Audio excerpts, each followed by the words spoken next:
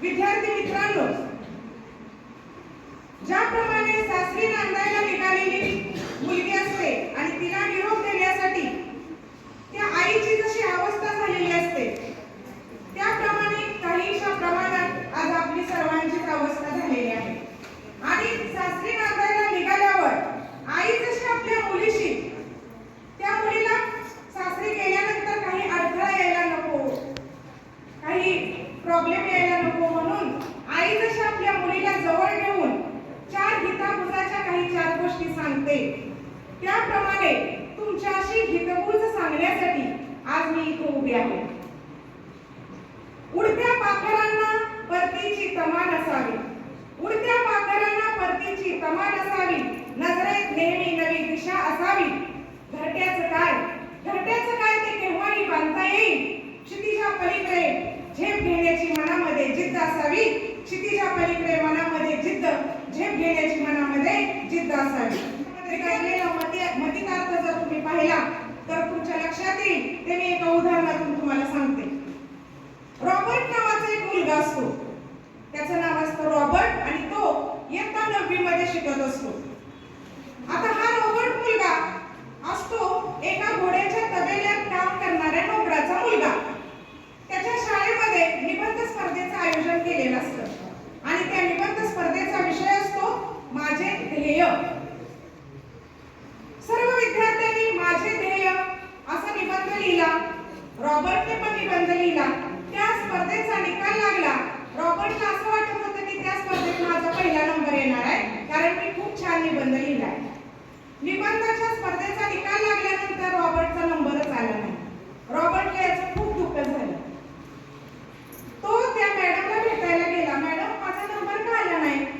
तेव्हा मॅडम त्याला म्हणाल्या, अरे रॉबर्ट, तू जो निबंध लिहिलाय ते माझे ध्येय हा जो विषय लिहिलाय त्याच्यामध्ये तुझं जे तू ध्येय लिहिलंयस ते ध्येय असं आहे की तू आहेस एक तर घोड्याच्या तबेल्यात काम करणाऱ्या नोकराचा मुलगा आणि तू तुझं ध्येय लिहिलंयस की मी एक दिवस 1000 घोड्यांच्या घोड्यांच्या तबेल्याचा मालक होईल, रेस कोर्सचा मालक मी होईल.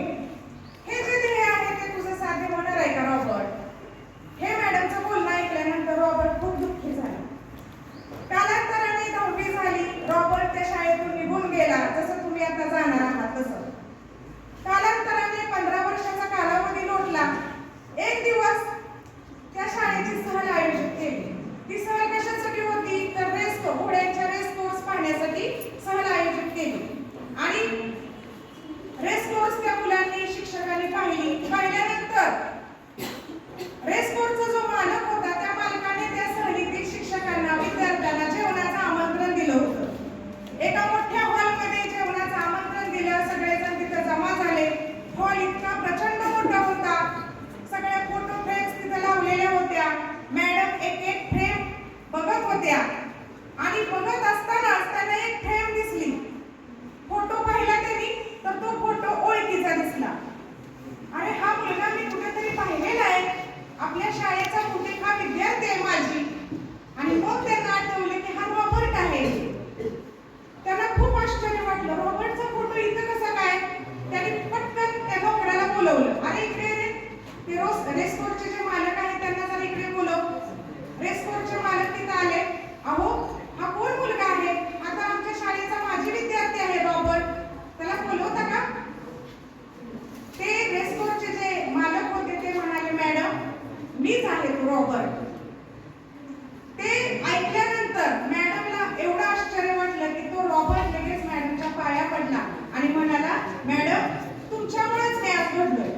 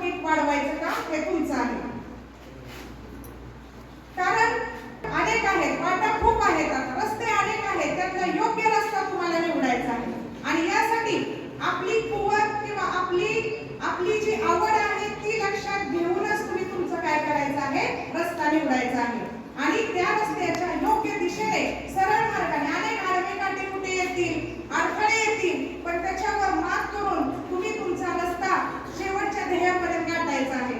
तरच खऱ्या अर्थाने तुम्ही तुमच्या आई वडिलांचं, आपल्या शाळेचं, आपल्या गावाचं नाव काय कराल, उज्ज्वल कराल. कारण आपल्या गावाची परंपरा आहे की आपल्या गावात असे अनेक हिरे चमकलेले आहेत. उदाहरण द्यायचं झालं तर आपले धनाजीराव पाटील साहेब इथे बसलेले आहेत आणि त्यांच्या कन्या धनश्री पाटील मॅडम या इतक्या उच्च पदापर्यंत या शाळेमध्ये शिकलेल्या त्या विद्यार्थिनी एवढ्या उच्च पदापर्यंत त्या पोहोचलेल्या आहेत. तर आपल्याला सुद्धा या अशा हिऱ्यांच्या पावलावर पाऊल टाकून आपली काय करायचे, वाटचाल सुरू ठेवायची आहे.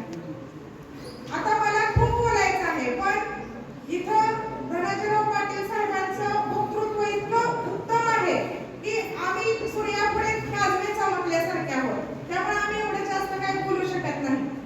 आणि असं मला आणखी शिवाजी महाराजांचं उदाहरण सांगता येईल. छत्रपती शिवाजी महाराजांनी केवळ वयाच्या 15व्या वर्षी काही पाहुण्यांना साथीला घेऊन स्वराज्याची शपथ घेतली, स्वराज्य निर्माण करण्याची शपथ घेतली. विद्यार्थी मित्रांनो, तुमचं वय पण 15च वर्ष आहे.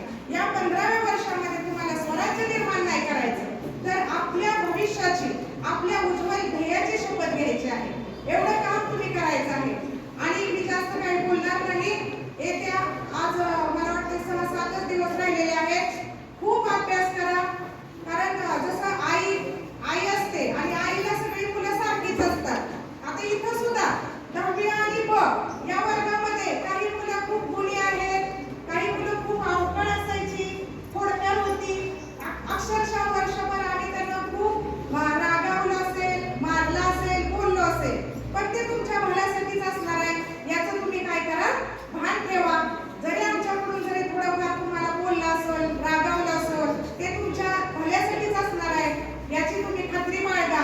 आणि भविष्यात जर आमची काही गरज लागली तर आम्ही सदैव तुमच्या पाठीशी आहे.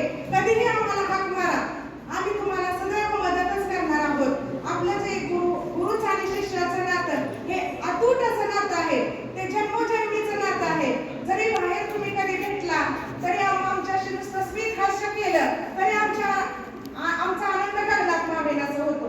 काही विद्यार्थी असे असतात की कॉलेजला गेले की त्यांना जरा वेगळीच हवा लागते आणि ते शिक्षक रस्त्याने जाताना दिसले तर ते साधे बघत सुद्धा नाही. तेव्हा मात्र मनात एक सल निर्माण होते, खूप वाईट वाटतं मनाला. कारण आम्ही आमच्या